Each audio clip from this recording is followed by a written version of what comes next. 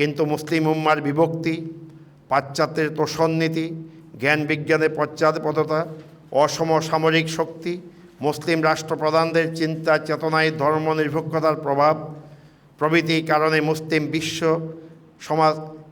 সমাজতন্ত্রের এই শূন্যস্থান পূরণে সক্ষম হয়নি। আর অত্যন্ত দক্ষতার সাথে এই স্থান পূরণে এগিয়ে আসে পুঁজিবাদী ব্যবস্থা। নাহমাদুহু ওয়া নুসাল্লি ওয়া নুসাল্লিমু আলা রাসূলিহিল কারীম। আম্মা বা'দু ফাকাদ ক্বালা আল্লাহু তাআলা ফিল কালামিল মাজিদ ওয়াল ফুরকানিল হামিদ। আউযু বিল্লাহি মিনাশ শাইতানির রাজীম। বিসমিল্লাহির রহমানির রহিম। ইন্না আউওয়ালা বাইতিন wudi'a লিন-নাসি লাল্লাযী বিবাক্কাতা মুবারাকান হুদাল লিল আলামিন। ফীহি আয়াতুম বায়্যিনাত মাকামু ইব্রাহিম ওয়া মান দাখালাহু কানা আমিনা। সাদাকাল্লাহুল আলিয়্যুল আযীম। বাইতুশ শরফ ইসলামিক গবেষণা কেন্দ্র ঢাকার উদ্যোগে আয়োজিত এই মনোজ্ঞ একাডেমিক সেমিনারের সম্মানিত সভাপতি, অত্র কমপ্লেক্সে অবস্থিত জামে মসজিদ সম্মানিত খতিব, সম্মানিত প্রধান অতিথি, বিশেষ অতিথি, আলোচকবৃন্দ, গবেষণা কেন্দ্রের সম্মানিত পরিচালক এবং সম্মানিত সুধীমণ্ডলী, ডক্টর ইসাস শাহিদির সাথে আমাদের সম্পর্ক দীর্ঘদিনের, আর বাইতুশ শরফের সাথেও আমাদের সম্পর্ক দীর্ঘদিনের। 1985 সালে যে 3 দিনব্যাপী বাংলাদেশে ইসলাম, সেই সেমিনারে আমি ছিলাম। তো তিনি আমাকে অনুরোধ করলেন যে একটা নতুন বিষয়ে প্রবন্ধ পেশ করার জন্যে। তো নতুন যে কোনো বিষয়ে প্রবন্ধ পেশ করা চ্যালেঞ্জিং। এই জন্য যেহেতু এখানে তথ্য উপাত্তের ঘাটতি থাকে, এই জন্য এই বিষয় নিয়ে পরবর্তী হয়তো নতুন করে আলোচনার সূত্রপাত হতে পারে। এই জন্য যেহেতু একজন লেখক এবং গবেষকের এই ক্ষেত্রে কিছু সীমাবদ্ধতা থাকতে পারে, এরপরেও ওনার এই আহ্বান আমি সাড়া দিয়ে একটি ছোট প্রবন্ধ রচনা করেছি। প্রবন্ধে 14টি পয়েন্ট আলোচিত হয়েছে। আপনারা এটা পড়ার পর বুঝতে পারবেন যে প্রত্যেকটি পয়েন্টকে কেন্দ্র করে এক একটি লম্বা কিছু লেখা যায়। তো আমি প্রথমত মুসলিম উম্মার সংকট নিয়ে আলোচনা করেছি। এই সংকটগুলো হজের শিক্ষা এবং দর্শনের আলোকে কীভাবে উত্তরণ করা যায়। আমি এখানে কোরআন এবং হাদিসের সরাসরি উদ্ধৃতি দিইনি, কারণ উনি টাইপ করবেন, টাইপ করতে গেলে অনেক সময় আরবি ভুল হয়ে যায়। তো আমি পরবর্তী যখন এটা যেহেতু আমাকে পাঠিয়েছেন, আমি ইনশাল্লাহ এগুলো পরবর্তীতে নিজেই টাইপ করে দিব যাতে ভুল না হয়। এই সংক্ষিপ্ত কৈফিয়ত দিয়ে আমি আমার প্রবন্ধটি পড়া শুরু করছি। আপনারা অত্যন্ত মনোযোগ দিয়ে শুনতে হবে, কারণ প্রথম অংশটি সম্পূর্ণ ফিলসফিক্যাল আর দ্বিতীয় অংশটি সম্পূর্ণ প্র্যাকটিক্যাল। তো ফিলসফিক্যাল টার্মগুলো অনেকটা হিস্ট্রির সাথে জড়িত, অনেকটা সিভিলাইজেশনের সাথে জড়িত, যেটি আমাদের মান্নান ভাই, উনি তো এই ফিল্ডের লোক। তো এই জন্য আমি সাহস করে লিখে ফেলছি আল্লাহর ভরসা করে। বিসমিল্লাহির রহমানির রহিম। নৈতিক মূল্যবোধ বিবর্জিত ও ধর্মীয় আদর্শবিহীন মস্তুবাদী সভ্যতা বর্তমানে ক্লান্ত পরিশ্রান্ত। আপনারা খেয়াল করবেন প্রত্যেকটি শব্দ এবং প্রত্যেক লাইনের ব্যাখ্যার অবকাশ আছে। আরবের ঊষর ধূসর মরুপ্রান্তরে জাহিলিয়াত পরিবেষ্টিত সমাজে মুহাম্মদুর রাসূলুল্লাহ সাল্লাল্লাহু আলাইহি ওয়াসাল্লামের আবির্ভাব ঘটে। তার উপর নাজিলকৃত ওহীর সর্বপ্রথম বাণী হলো ইকরা, পড়ো, জ্ঞান আহরণ করো। এই বাণীর মূলমন্ত্রে উজ্জীবিত হয়ে একদা মুসলিম উম্মাহ জ্ঞানভিত্তিক সভ্যতা বিনির্মাণে অনবদ্য অবদান রাখতে সক্ষম হয়।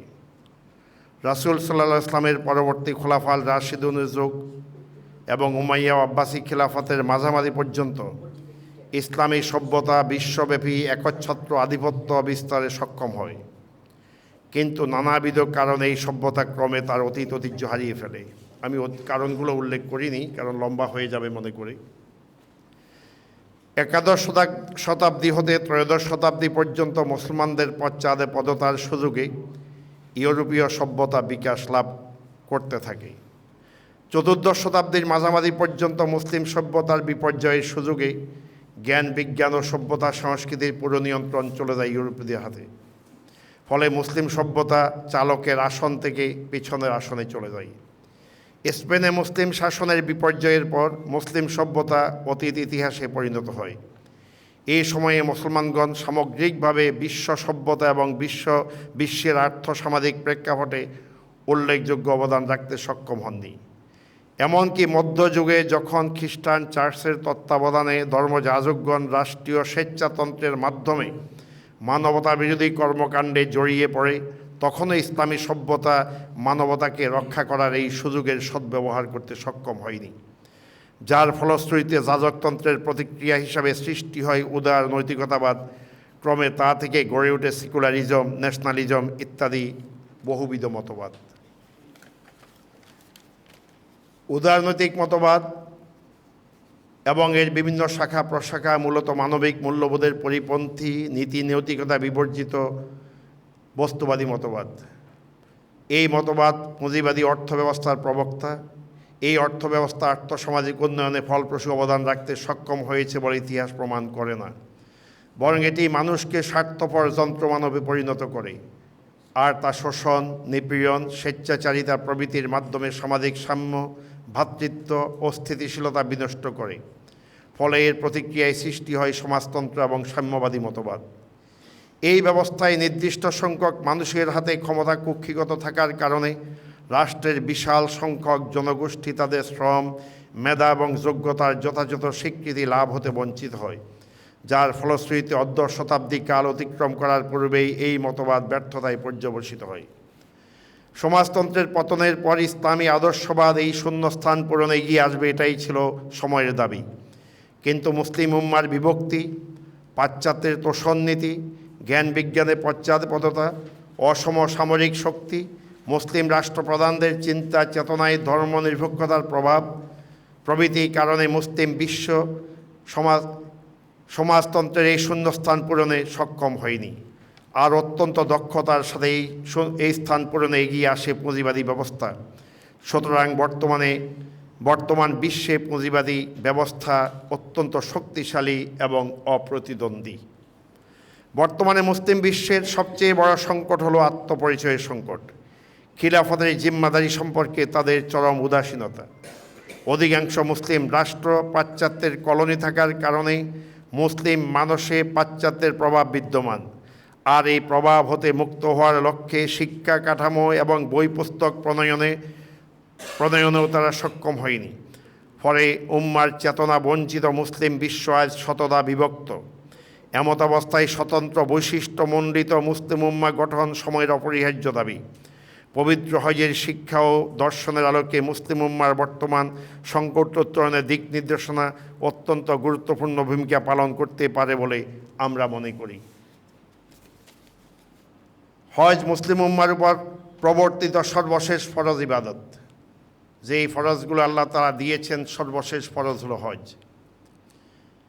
মদিনায় ইসলামী রাষ্ট্র সুস্থিত মজবুত কাঠামোর উপর প্রতিষ্ঠিত হওয়ার পর হুদায়বিয়ার সন্ধির মাধ্যমে যুদ্ধবিগ্রহ বন্ধ হয়ে সামাজিক নিরাপত্তা নিশ্চিত হলে এবং ৮ম হিজরি সালে মক্কা বিজয়ের মাধ্যমে ইসলাম একটি অপ্রতিদ্বন্দ্বী আদর্শ হিসাবে সুসংহত হওয়ার পর ৯ম হিজরি সালে হজ ফরজ হয়।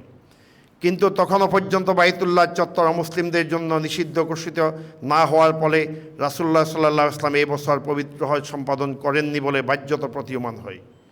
কারণ তিনি যদি এই বছর হজ পালন করতেন, তাহলে জাহিলি যুগেরা যেইভাবে কাবার চত্বরে শীষ দিত, হাত তালি দিত, তাদের উলঙ্গ হয়ে তাওয়াফ করত, একটি যৌথ হজের স্বীকৃতি লাভের একটি সম্ভাবনা ছিল বলে আমরা মনে করি। এই ব্যাখ্যাটা আমি দিলাম, যার কারণে রাসূলুল্লাহ সাল্লাল্লাহু আলাইহি ওয়াসাল্লাম একচ্ছত্র ইসলামী পদ্ধতিতে হজ করার জন্য পরের বছর হজ করেছেন। এটি আমাদের গবেষণায় প্রতীয়মান হয়েছে। আবু বকর রাদিয়াল্লাহু আনহুর নেতৃত্বে এ বছর হজ পরিপালনকালে পরবর্তী বছর থেকে কাবার চত্বর অমুসলিমদের জন্য নিষিদ্ধ ঘোষিত হয়। এটি কোরআন শরীফেই আছে, ইন্নামাল মুশরিকুনা নাজাস ফালা ইয়াকরাবুল মাসজিদাল হারামা বা'দা আমিহিম হাযা, সূরা আত-তাওবার 28 নম্বর আয়াত। সুতরাং 10ম হিজরি সালে মহানবী ইসলাম তার উল্লেখযোগ্য সংখ্যক সাহাবী নিয়ে সম্পূর্ণ ইসলামী পরিবেশে পবিত্র হজ সম্পন্ন করেন।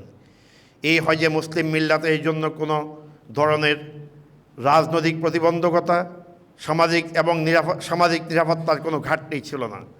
বর্তমানে নানাবিধ সংকটে আবর্তে নিপতিত মুসলিম উম্মাহ হজের শিক্ষা এবং দর্শনের আলোকে কীভাবে মুসলিম উম্মার মধ্যে বিরাজমান সংকট উত্তরণ করতে সক্ষম হবে, আজকের প্রবন্ধে আমাদের এটি আলোচ্য বিষয়।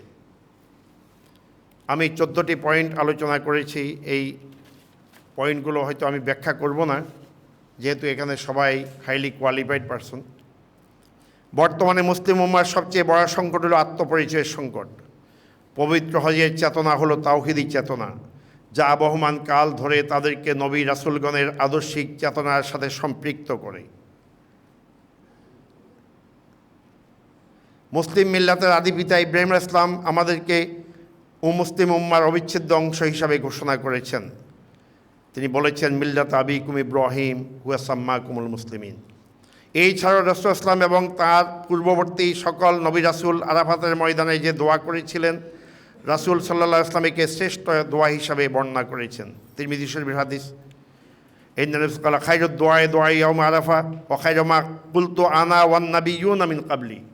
এতে প্রমাণিত হয় যে সকল নবী এবং রাসূল হজ করেছেন। তাহলে এই হজটির সাথে মুসলিম উম্মার অর্থাৎ অতীত নবী রাসূলদের চিন্তা চেতনার একটি গভীর সংযোগ সৃষ্টির মাধ্যমে আমাদের যে আত্মপরিচয়ের সংকটটি আমরা নিরসন করতে পারি, এই পয়েন্টটি।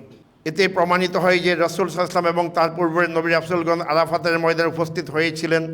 মুসলিম মিল্লাতের অবিচ্ছেদ্য অংশ হিসাবে বর্তমান মুসলিম উম্মাহ হজের বিধিবিধান পালন করতে গিয়ে অতীত ইতিহাস এবং ঐতিহ্যের স্মৃতিচারণ করেন। ফলে তারা আত্মপরিচয়ের সন্ধান লাভ করে নিজেদের মধ্যে বিদ্যমান হীনমন্যতা দূর করে সমৃদ্ধ অতীত ঐতিহ্যের ধারক হিসাবে মাথা উঁচু করে দাঁড়ানোর এক সুবর্ণ সুযোগ লাভ করে থাকেন। 2, মহাগ্রন্থ আল কোরআনে হজ ফরজ হওয়ার জন্য সামর্থ্যের বিষয়টিকে আবশ্যম্ভাবী রূপে বিবেচ্য বিষয় হিসেবে নির্ধারণ করা হয়েছে। ওয়ালিল্লাহি আলান নাস হিজ্জুল বাইতি মান ইসতাতা ইলাইহি সাবিলা। মুফাসসিরগণ সামর্থ্য হিসাবে দৈহিক সক্ষমতা এবং আর্থিক সচ্ছলতাকে নির্দেশ করেছেন। আর্থিক সচ্ছলতা ব্যক্তি পর্যায় থেকে সামষ্টিক পর্যায় পর্যন্ত প্রসারিত করার দিককে হজের দর্শনে বিদ্যমান। বর্তমানে হাতে গোনা কয়েকটি দেশ ব্যতীত অধিকাংশ মুসলিম রাষ্ট্র আর্থিকভাবে সচ্ছল নয়। অধিকন্তু অনেক দেশ দারিদ্র্য সীমার নিচে অবস্থান করছে। হজ আমাদেরকে শিক্ষা দেয় দরিদ্র দেশগুলোর আর্থিক সংকট নিরসনে এগিয়ে আসার, মুসলিম উম্মার কল্যাণ সাধনে আত্মনিয়োগ করার। এই লক্ষ্যে মুসলিমগণ পৃথক মুদ্রা তহবিল গঠন করতে পারেন, কমন মার্কেট তৈরি করতে পারেন, অভিন্ন মুদ্রা ব্যবস্থা চালু করতে পারেন এবং মুসলিম উম্মার জন্য সুদবিহীন অর্থ ব্যবস্থা গড়ে তোলার একটা সুবর্ণ সুযোগ লাভ করতে পারেন এই হজের এই ধারণা থেকে। 3, বাইতুল্লাহ বিশ্বের প্রাচীনতম এবং ইবাদতের জন্য নির্মিত প্রথম ঘর। ইন্না আউয়ালা বাইতিন উযিআ লিন-নাস লাল্লাযী বিবাক্কাতা মুবারাকান হুদাল লিল আলামিন। এটি পবিত্র মক্কা নগরীতে অবস্থিত, যাকে মহান রব্বুল আলামিন নিরাপদ নগরী হিসাবে ঘোষণা করেছেন। ওয়াত-তিনি ওয়াজ-যাইতুনি ওয়া তুরি সিনিন ওয়া হাযাল বালাদিল আমিন।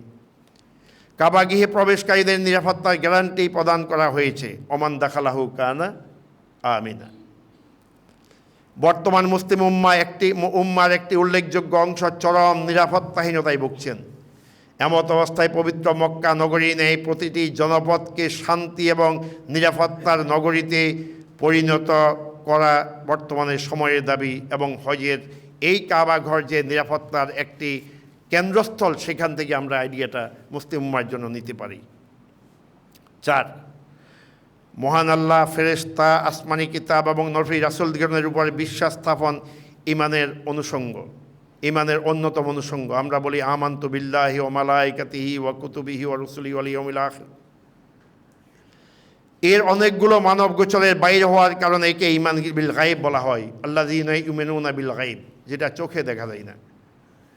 একজন হজযাত্রী আল্লাহর ঘর, এত সংশ্লিষ্ট আয়াতে বাইয়িনাত, ফিহি আয়াতুম বাইয়িনাত, মাকাম ইব্রাহিম, সাফা, মারওয়া, আরাফাত, মুজদালিফা, মিনা, কোরআন নাজিলের স্থানসমূহ সহ অনেক ঐতিহাসিক পরিদর্শন করে নিজের ঈমানকে গায়েবের স্তর থেকে ঈমান বিশ শাহাদা স্তরে উন্নীত করার একটি সুবর্ণ সুযোগ লাভ করে দেয় হজের মাধ্যমে। এতে করে বিশ্ব মুসলিমের ঈমানের শিরক সহ যে সমস্ত ঈমান বিধ্বংসী উপাদান যুক্ত হয়েছে তা বিদরিত করার সুযোগ লাভ করে। আর একে আরও কার্যকর করে হজের স্লোগান লাব্বাইক আল্লাহুম্মা লাব্বাইক, লাব্বাইক লা শারীকা লাকা লাব্বাইক, এর মাধ্যমে যাতে একাধিকবার লা শারীকা লাক উল্লেখ রয়েছে।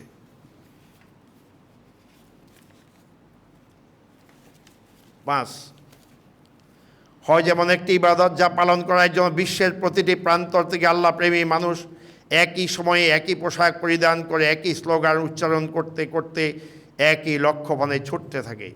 পরিবার পরিজন, সহায় সম্পদ সব কিছু ফেলে দিয়ে আল্লাহ প্রেমী মানুষগুলো ঈমানী চেতনা এবং সাম্য ভ্রাতৃত্বের অনুপম আদর্শের অনুসরণের মহড়া দেয় তারা। ভাষা, বর্ণ, অঞ্চলের অর্গল ভেদ করে তারা মুসলিম উম্মার চেতনায় সমৃদ্ধ হয়, যাকে মহানবী ইসলাম একটি দেহের সাথে তুলনা করেছেন। মাসালুল মুমিনিনা ফি তাওয়াদ্দিহিম ওয়া তারাহুমিহিম ওয়া তাআতুবিহিম মাসালুল জাসাদিল ওয়াহিদ।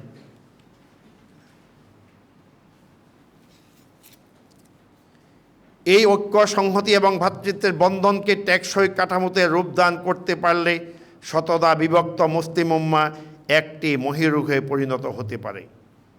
6, পবিত্র হজ পালন উপলক্ষে মুসলিম বিশ্বের বিভিন্ন প্রান্তর থেকে পদস্থ কর্মকর্তা এবং মুসলিম কমিউনিটি লিডারগণ পবিত্র মক্কা নগরীতে সমবেত হন। আর সুনির্দিষ্ট দিনগুলোতে হজের বিধিবিধান পালনের লক্ষ্যে তারা পবিত্র স্থানসমূহে অবস্থান করেন।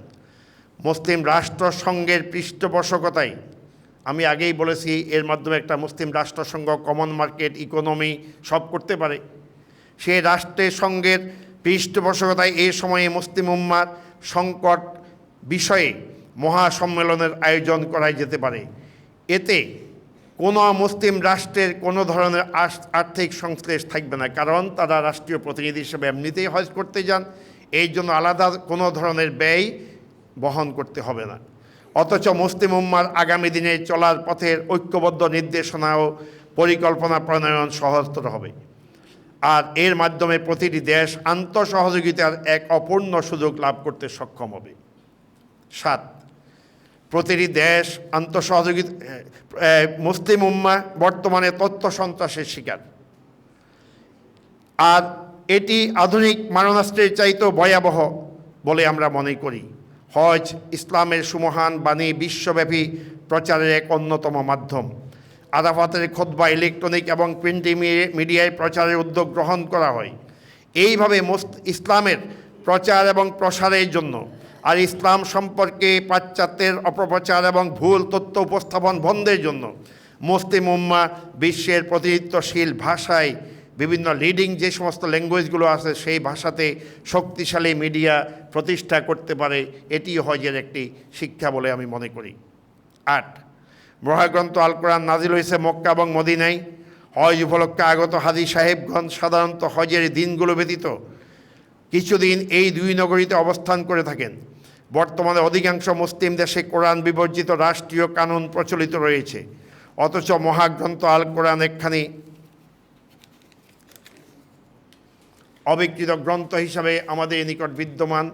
লা ইয়াতিহিল বাতিলু মিন বাইনি ইয়াদাইহি ওয়ালা মিন খালফি তানজিলুম মিন হাকিমিন হামিদ। মুসলিম বিশ্বের সকল রাষ্ট্রের আইনের উৎস হিসাবে আল কোরআনকে গ্রহণ এবং বাস্তবায়নের উদ্যোগ গ্রহণ করা যেতে পারে, কারণ রাসূল সাল্লাল্লাহু আলাইহি ওয়াসাল্লাম জঞ্জা বিক্ষুব্ধ বিশ্বে শান্তি প্রতিষ্ঠার একমাত্র নিয়ামক শক্তি হিসেবে আল কোরআনকে চর্চা এবং অনুশীলনের প্রতি তাগিদ দিয়েছেন। একটা লম্বা হাদিস, আলা ইন্নাহা সাতাকুনু ফিতনা কিলা মাল মাখরাজু মিনহা ইয়া রাসূলুল্লাহ সাল্লাল্লাহু আলাইহি ওয়াসাল্লাম কলা কিতাবুল্লাহ ফিহে নাবাউমা বিশ্বের বুকে তাদের শৌর্য-বীর্যকে ম্লান করে দিয়েছে। একতাই শক্তি স্লোগান বিস্তৃত মুসলিম জনপদ কেবল দেশে দেশে এবং জাতিতে জাতিতে বিভক্ত হয়নি, আকীদা এবং মানহাজেও তাদের মধ্যকার অনৈক্য প্রকট। অথচ হদের শিক্ষা এবং দর্শন সকল মত এবং সকল মানহাজের লোকদেরকে একই মোহনায় মিলিত করে। এই মিলনকে টেকসই এবং স্থায়ী রূপদানের ক্ষেত্রে হজের শিক্ষা কার্যকর ভূমিকা বলে আমি মনে করি। 10, হজ বিত্ত বৈভবে অহংকার ভুলে সবাইকে এক কাতারে সামিল করে। কি রাজা, কি প্রজা, কি প্রভাব প্রতিপত্তির মালিক, সকলের দেহে একই পোশাক, সকলের পায়ে একই স্যান্ডেল, মাথা উস্কো খুস্কো দিনহীন বেশে সবাই কখনো তাঁবুতে, কখনো উন্মুক্ত প্রান্তরে, কখনো বাইতুল্লাহ চত্বরে, আবার কখনো সাফা পর্বত হতে মারওয়া অভিমুখে, কখনো জামারাতে, এইভাবে তাদের পরিভ্রমণ। এর মাধ্যমে তাদের মধ্যে বিদ্যমান অহংবোধ দূর হয়, আমিত্বের মনোবৃত্তি তিরোহিত হয়, ফলে একে অপরের আনন্দে উদ্বেলিত হয়, আবার একে অপরের দুঃখে সুখ দুঃখে সহযোগিতার হাত প্রসারিত করে দেয়। এই সহযোগিতা যদি আমরা বিশ্বব্যাপী ছড়িয়ে দিতে পারি, তাহলে বর্তমান বিশ্বে এ হজের দর্শন শান্তি প্রতিষ্ঠায় বিরাট অবদান রাখতে পারে বলে আমি মনে করি। 11, হজের একটি অন্যতম অনুষঙ্গ হলো পশু কোরবানি। পশু কেবল একটি প্রাণী নয়, এর মাধ্যমে একজন প্রত্যেক হজ যাত্রী জীবনের সকল চাওয়া পাওয়ার গলায় ছুরি চালিয়ে থাকেন। যেমন আল্লামা খাত্তাবী রহমতুল্লাহ বলেছেন যে ইব্রাহিম ইসলাম তার সন্তানকে কোরবানি করার যে ইচ্ছা করেছিলেন, সেটি যদিও আল্লাহ তাআলা হদাইনাহু বেজেবহিন আজিমের মাধ্যমে অন্য কোরবানি দিয়েছেন, কিন্তু তিনি তার সন্তানকে কোরবানি দিয়েছেন। তার অর্থ তিনি বলেছেন এই সন্তানকে আল্লাহ দিনের জন্য ওয়াকফ করেছে, যে সন্তানের জীবনের একটি পয়সা আহরণ করা তিনি গ্রহণ করেন নাই। এটিও এক ধরনের কোরবানি। আল্লামা খাত্তাবী এই বক্তব্য দিয়েছেন। তো আমি বলছি যে পশু গলায় ছুরি চালিয়ে থাকেন, এর মাধ্যমে হজযাত্রী জীবনের সকল চাওয়া পাওয়ার গলায় ছুরি চালিয়ে থাকেন। সকল কামনা বাসনায় টুটি চেপে ধরে তিনি নিজের অভ্যন্তরে লুকিয়ে থাকা পশুত্ব এবং আমিত্বকে কোরবান করে এক নতুন চেতনায় সমৃদ্ধ হয়ে নতুন মানব রূপে সমাজে প্রত্যাবর্তন করেন। এই নবরূপে আবির্ভূত মানুষটি চরিত্র, আদর্শ এবং নৈতিকতায় একজন ইনসানে কামিল হিসাবে নিজেদেরকে প্রতিষ্ঠিত করতে সক্ষম হন। ফলে তিনি সমাজে অবস্থিত মানুষগুলোকে আধ্যাত্মিকতা এবং নৈতিকতার গুণে গুণান্বিত করার চেষ্টা করতে পারেন এই হজের থেকে ফিরে আসার ফলে। 12, হজ যাত্রীগণ পবিত্র হজ পালন করতে গিয়ে ইসলামের অভ্যুদয় এবং বিকাশের বিভিন্ন পথ পরিক্রমায় ইতিহাসের একজন বাস্তব ও প্রত্যক্ষদর্শী অবস্থানে উপনীত হতে পারেন। বিভিন্ন ঐতিহাসিক নিদর্শনাবলী এবং ঘটনাবলী প্রত্যক্ষ করতে গিয়ে হজ যাত্রীগণ স্মৃতির মানসপটে ইতিহাসের ঘটনা প্রবাহ রোমন্থন করতে গিয়ে দেখতে পান মক্কায় কীভাবে ইসলামের অভ্যুদয় ঘটেছে। আদর্শ প্রচার করতে গিয়ে রাসূল সাল্লাল্লাহু আলাইহি ওয়াসাল্লাম এবং সাহাবীগণ কী পরিমাণ ত্যাগ এবং কোরবানির নজরানা পেশ করেছেন, কোন প্রেক্ষাপটে আপনজন এবং সহায় সম্পদ ফেলে প্রিয় মাতৃভূমি থেকে হিজরত করেছেন, কীভাবে তারা চাপিয়ে দেওয়া অসম যুদ্ধে জীবন বাজি রেখে লড়াই করে শাহাদাত এবং পঙ্গুত্ব বরণ করেছেন, দিনের অস্তিত্ব রক্ষার স্বার্থে কীভাবে চরম শত্রুর সাথে সন্ধি চুক্তি স্থাপন করেছেন, আবার কীভাবে বিজয়ী বেশে মক্কায় প্রবেশ করেছেন। এই সব ঘটনার সান্নিধ্যাস থেকে হজ যাত্রীগণ চলার পথে স্বল্পমেয়াদী, মধ্যমেয়াদী এবং দীর্ঘমেয়াদী পরিকল্পনা গ্রহণ করে মুসলিম উম্মার সংকট উত্তরণে অনবদ্য অবদান রাখতে সক্ষম হন। 13, বিদায় হজে বিদায় হজের জিলহজ মাসের 9 তারিখে মহানবী সাল্লাল্লাহু আলাইহি আরাফাতের ময়দানে যে ঐতিহাসিক খুতবা তথা ভাষণ দিয়েছিলেন, এটি বিশ্বে মানবাধিকার প্রতিষ্ঠার শ্রেষ্ঠ দলিল হিসাবে বিবেচিত। এতে রাসূল সাল্লাল্লাহু আলাইহি ওয়াসাল্লাম বিশ্ব মানবতার জীবন, সম্পদ এবং সম্ভ্রম রক্ষার গ্যারান্টি প্রদান করেছেন, আমানত রক্ষার নির্দেশনা দিয়েছেন, সুদ প্রথা রহিত করেছেন, নারীর অধিকার সুসংহত করেছেন, সর্বোপরি আদম সন্তান হিসেবে সাম্যের ধারণকে প্রাতিষ্ঠানিক রূপ দান করেছেন। 1948 সালে জাতিসংঘের উদ্যোগে universal declaration of human rights তথা মানবাধিকারের সার্বজনীন যে ঘোষণা প্রদান করা হয়েছে, রাসূল সাল্লাল্লাহু আলাইহি ওয়াসাল্লামের বিদায় হজের ভাষণে তার সবগুলোই অত্যন্ত জোরালোভাবে উপস্থাপিত হয়েছে। বর্তমানে দেশে দেশে মানবাধিকার লঙ্ঘনের যে দৃষ্টান্ত দেখা যায়, রাসূল সাল্লাল্লাহু আলাইহি ওয়াসাল্লামের বিদায় হজের ভাষণ অনুসরণ করে তা যদি করা হয়, তাহলে এই ধরনের মানবাধিকারের কোনো দৃষ্টান্ত আর থাকবে না। 14 এবং সর্বশেষ পয়েন্ট, খুবই ইন্টারেস্টিং পয়েন্ট, এটা একটু মনোযোগ দিয়ে শুনিয়েন। ইসলামে জ্ঞান বিজ্ঞান চর্চাকে ফরজ ঘোষণা করেছে, ইসলাম জ্ঞান বিজ্ঞান চর্চাকে ফরজ ঘোষণা করেছে, অথচ মুসলিম বিশ্ব জ্ঞান বিজ্ঞান এবং প্রযুক্তি চর্চায় অন্যদের তুলনায় অনেক পিছিয়ে। আল কোরআনে আল্লাহর দুশমন এবং মুসলিমদের দুশমনদের সাথে মোকাবিলার জন্য শক্তি সঞ্চয়ের প্রতি তাগিদ দেওয়া হয়েছে এবং সুসজ্জিত অস্ত্র প্রস্তুত রাখতে বলা হয়েছে, যেটি কোরআন শরীফে আছে, যাতে দুশমনদের হৃদয়ে ভীতি সঞ্চারিত হয়। ওয়াইদ্দু লাহুম মাস্তাতা'তুম মিন কুওয়াহ ওয়া মির রিবাতিল খাইলি তুরহিবুনা বিহি আদুওয়াল্লাহি ওয়া আদুওয়াকুম। এর জন্য প্রয়োজন উন্নত মানের সামরিক প্রশিক্ষণের। পবিত্র হজের বিধিবিধান পালনে মূলত সামরিক প্রস্তুতির গুরুত্বের বিষয়টি প্রকটভাবে পরিলক্ষিত হয়। সামরিক প্রশিক্ষণের জন্য সর্বপ্রথম যখন একটা ডিক্লারেশন দেওয়া হয় অমুক তারিখের মধ্যে সামরিক বাহিনীতে লোক নিয়োগ করা হবে, ঠিক হজের জন্য একটি ডিক্লারেশন থেকে অমুক তারিখ পর্যন্ত হজে যাওয়ার জন্য ডেট থাকবে। এর পরবর্তী পর্যায়ে অ্যাপ্লিকেশান করা হয়, ঠিক হজের জন্য একই রকমের রেজিস্ট্রেশন করা হয়। এর পরবর্তী পর্যায়ে আপনার রেজিস্ট্রেশন করার পরবর্তী যে বিভিন্ন প্রস্তুতি থাকে, হজের জন্য আভ্যন্তরীণ প্রস্তুতিগুলো গ্রহণ করা হয়। এরপরে হজ করতে গিয়ে তারা এই যে দৈহিক কসরত, যেমন সামরিক বাহিনী দৈহিক কসরত করে, রব্বি গফির ওয়ারহাম ওয়াফু তাকাররাম, এইভাবে দৈহিক কসরত আপনি দেখেন, ওয়ারহাম লেফট রাইট ওয়ারহাম, চমৎকার একটা মিল, যেটি আমি চিন্তা করে দেখেছি। এর পরবর্তী পর্যায়ে তাদেরকে তাঁবুতে থাকতে হয়, যেমনিভাবে সামরিক বাহিনীর প্রশিক্ষণে গিয়েও তাঁবুতে অবস্থান করতে হয়। এর পরবর্তী পর্যায়ে এই প্রশিক্ষণ নিয়ে পরবর্তী পর্যায়ে কীভাবে শুটিং করবে সঠিকভাবে সেই শিক্ষা তাদেরকে দেওয়া হয়। এখানেও শয়তানকে শুটিং করার এই প্রশিক্ষণগুলো রয়েছে তিন দিন পর্যন্ত। এইভাবে আমি বলেছি যে হজের মধ্যে এর জন্য প্রয়োজন উন্নত মানের সামরিক প্রশিক্ষণের। পবিত্র হজের বিধিবিধান পালনে মূলত সামরিক প্রস্তুতির গুরুত্বের বিষয়টি প্রকটভাবে পরিলক্ষিত হয়। সামরিক প্রশিক্ষণের জন্য প্রথমে প্রয়োজন নাম তালিকাভুক্তি, অতঃপর প্রশিক্ষণ গ্রহণের নিমিত্তে তাঁবুতে অবস্থান, দৈহিক কসরত, শত্রুর সাথে সমরে অবতীর্ণ হয়ে সমরাস্ত্রের ব্যবহার। পবিত্র হজের সামরিক প্রশিক্ষণে এই সবগুলো দিক এবং বিভাগই বিদ্যমান বলে আমরা মনে করি। পরিশেষে বলতে পারি, বর্তমানে মুসলিম বিশ্ব সামাজিক, রাজনৈতিক, অর্থনৈতিক, নৈতিক, সাংস্কৃতিক এবং মানবিক সকল দিক থেকে গভীর সংকটে নিমজ্জিত। আর এই সংকট হতে উত্তরণের উপায় হলো দক্ষ মানব সম্পদ উন্নয়ন, নিজেদের মধ্যকার ভেদাভেদ ভুলে গিয়ে ঐক্য এবং সংহতি জোরদার, বিজ্ঞান এবং প্রযুক্তিতে শ্রেষ্ঠত্ব অর্জন, উন্নত সামরিক সমৃদ্ধি, শক্তিশালী গণমাধ্যম এবং প্রচার মাধ্যমের বিকাশ, মানবাধিকার সুসংহতকরণ, সর্বোপরি নিজেদের সোনালী অতীত পুনরুদ্ধার কল্পে আত্মশক্তিতে বলীয়ান হওয়া।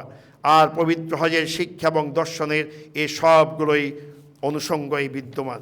সুতরাং বর্তমান বিশ্বে মুসলিম উম্মার সংকট উত্তরণে হজের শিক্ষা এবং দর্শন অত্যন্ত তাৎপর্যপূর্ণ। আমাকে আমন্ত্রণ জানিয়ে এই প্রবন্ধ উপস্থাপনের সুযোগ দিয়েছেন, এই জন্য শুকরিয়া জানাই। বিষয়টি অত্যন্ত নূতন এবং এই নিয়ে আমাকে কমপক্ষে 5 থেকে 6 ঘন্টা ফিকির করতে হয়েছে।